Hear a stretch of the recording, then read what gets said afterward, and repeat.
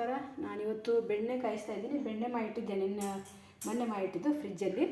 ನಿನ್ನೆ ಕಾಯಿಸೋಕ್ಕೆ ಟೈಮ್ ಇರಲಿಲ್ಲ, ಅದಕ್ಕೆ ಇವತ್ತು ಹಚ್ತಾ ಇದ್ದೀನಿ. ನೋಡಿ, ಇವಾಗ ಬೆಣ್ಣೆ ಕಾಯಿಸೋದೇನು ವಿಶೇಷ ಅನ್ಕೋಬೇಡಿ, ಅದರಲ್ಲಿ ಒಂದು ವಿಶೇಷ ಇದೆ.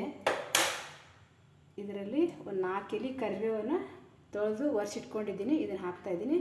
ಇದು ಹಾಕಿದರೆ ತುಂಬ ಚೆನ್ನಾಗಿ ಘಮ ಬರುತ್ತೆ ತುಪ್ಪದ್ದು. ಇದು ಕಾಯಿಲಿ ಇವಾಗ. ಇದು ಸ್ವಲ್ಪ ಉಕ್ಕು ಬರೋ ಟೈಮಲ್ಲಿ ಈ ಥರ ಸ್ಪೂನ್ ಇಟ್ಬಿಡಬೇಕು. ಆಮೇಲೆ ಇದೆಲ್ಲ ಕರಗಿದ ಮೇಲೆ ಸ್ವಲ್ಪ ಉಕ್ಕು ಬರೋ ಚಾನ್ಸಸ್ ಇರುತ್ತೆ. ಅವಾಗ ಈ ಸ್ಪೂನಿಂದ ತಿರುಗಿಸ್ತಾ ಇರಬೇಕು ಈ ಥರ.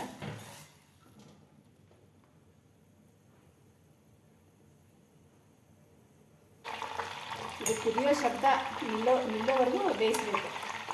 ಶಬ್ದ ಹಾಕೋವರೆಗೂ ನಾವು ಬೇಯಿಸಿದ್ರೆ ತುಂಬ ಚೆನ್ನಾಗಿ ಮಲಗಿರುತ್ತೆ ತುಪ್ಪ. ನೋಡಿ, ಇವಾಗ ಅದೆಲ್ಲ ಹಸಿ ಅಂಶ ಎಲ್ಲ ಹೋಗೋ ತನಕ ಇದು ಸುಡುತ್ತೆ. ಇದೆಲ್ಲ ಫುಲ್ ಬ್ಲ್ಯಾಕ್ ಆಗಬೇಕು. ಇದಕ್ಕೆ ಇದೆ ನೋಡಿ, ನಾವು ಉದಿದೆ ಒಳಗಡೆ.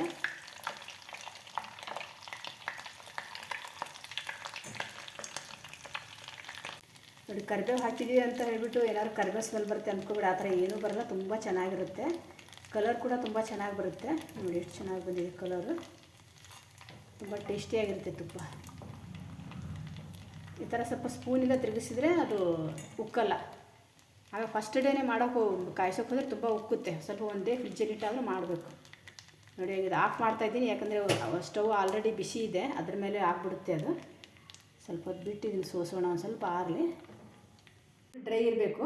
ಡ್ರೈ ಇರೋದು ಗಾಳಿ ಆಡದೆ ಇರೋ ಡಬ್ಬ ತಗೊಳ್ಳಿ. ಬಾಟಲಲ್ಲೆಲ್ಲ ಹಾಕಬೇಕು ಅಂದರೆ ಹಾಕ್ಬೋದು, ಬಟ್ ಕಂಪ್ಲೀಟಾಗಿ ಆರಿಸ್ಬೇಕು ತುಪ್ಪ, ಇಲ್ಲಾಂದರೆ ಬಾಟಲ್ ಕ್ರ್ಯಾಕ್ ಬಂದುಬಿಡುತ್ತೆ. ಅದರಲ್ಲಿ ತುಂಬ ಚೆನ್ನಾಗಿ ಇದು ಇರುತ್ತೆ, ಚೆನ್ನಾಗಿ ಕಾಣಿಸುತ್ತೆ. ಜೊತೆಗೆ ತುಂಬ ದಿನ ಬರುತ್ತೆ ಕೂಡ ಬಾಟಲಲ್ಲಾದರೆ. ನಾನು ಬಾಟಲ್ ಹಾಕ್ತಾಯಿಲ್ಲ, ಬಿಸಿ ಇದೆ, ಬಿಸಿ ಇದರಲ್ಲಿ ಸೋಸ್ತಾ ಇದ್ದೀನಿ ನಾನು. ನೋಡಿ, ಚೆನ್ನಾಗಿ ಮನೆಯೆಲ್ಲ ಘಮ್ ಅಂತ ಇದೆ ತುಪ್ಪ ಕಾಯಿಸಿದರೆ.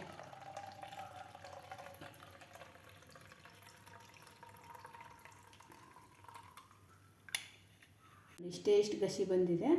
ಇದು ತುಪ್ಪ ಸೋಸುವಂಥ ಚಾಣಿ. ಇದು ನಿಮ್ಮ ತುಪ್ಪ ಸೋಸೋ ಚಾಣಿ ಇಲ್ಲ ಅಂದರೂ ಪರವಾಗಿಲ್ಲ, ಟೀ ಕಾಫಿ ಏನೋ ಸೋಸ್ತಿರ್ತಾರಲ್ಲ ಅದರಲ್ಲಿ ಕೂಡ ಸೋಸ್ಬೋದು. ಇದೇ ಬೇಕು ಅಂತ ಏನಿಲ್ಲ, ಇದಿದ್ದರೆ ಇದರಲ್ಲಿ ಸೋಸ್ಕೊಳ್ಳಿ. ಅದು ಮನೆಯಲ್ಲಿ ಮಾಡೋ ತುಪ್ಪ ತುಂಬ ಚೆನ್ನಾಗಿರುತ್ತೆ. ಅಂಗಡಿನಲ್ಲಿ ನೋಡಿ ಇವಾಗ ಅದು ಇದು ಅಂತ ಮೋಸ ಎಲ್ಲ ಮಾಡ್ತಾಯಿದ್ದಾರೆ. ನೋಡಿ, ಇದು ರೆಡಿಯಾಗಿದೆ. ಈಗ ಡಬ್ಬ ಮುಚ್ಚಿ ನಾನು ಇಡ್ತೀನಿ. ನೋಡಿ, ಮುಚ್ಚಿ ಆರೋಕ್ಕಿಟ್ಟು ಆಮೇಲೆ ಮೇಲೆತ್ತಿಡ್ತೀನಿ. ನೀವು ಕೂಡ ಮಾಡಿ ನೋಡಿ. ನಮಸ್ಕಾರ.